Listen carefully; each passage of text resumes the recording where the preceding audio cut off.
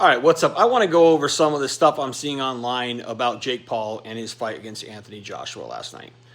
First off, one of the things I'm seeing is people saying he should get credit for stepping in the ring.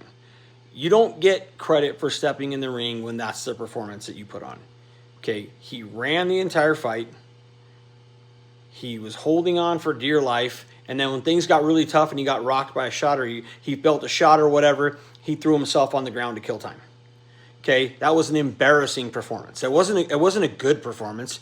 It certainly wasn't a great performance. It was an embarrassing performance. Okay, he made that look more like a sideshow than, realistically probably any fight he's ever been in.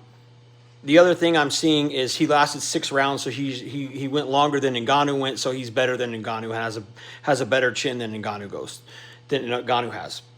Not true. Okay, what people who don't know what they're watching think is that Jake Paul did better than Ngannou did. Ngannou came to fight. And when you come to fight, you can get knocked out against a puncher.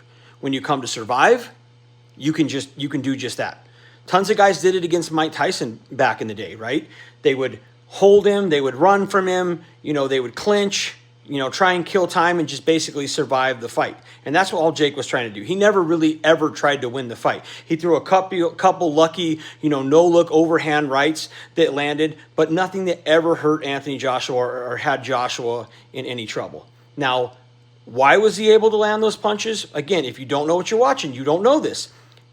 Joshua didn't respect him. There was nothing about Jake Paul's game or anything that had him worried or concerned at all. So he didn't fight Jake Paul like he would fight Tyson Fury or somebody like that, right? He got hit with certain shots that he got hit with because he was okay doing that because he didn't respect Jake or his power.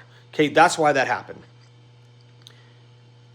Going through this whole thing and thinking that Jake Paul's a real fighter and all this kind of stuff, he's 0-2 against actual real fighters, right? He lost to Tommy Fury, and he got his jaw broken in 2 places last night and got stopped by Anthony Joshua. He's good at beating up on old basketball players and geriatric, former heavyweight champions and old MMA guys who are known, more for their grappling skills than their punching power. He's good at doing all that, right? He's convinced people through these carefully crafted matchups that he's somehow a legitimate fighter. All last night proved is the opposite. He is not a legitimate fighter. He can win all these sideshow fights that are carefully crafted in his favor. But when he goes in there against an actual fighter with a pedigree of an Anthony Joshua, an Olympic gold medalist, a 2-time heavyweight champion, somebody who's close to their prime, who has punching power, last night is the result that he's going to get. And he won't fight anybody like that again. I guarantee it.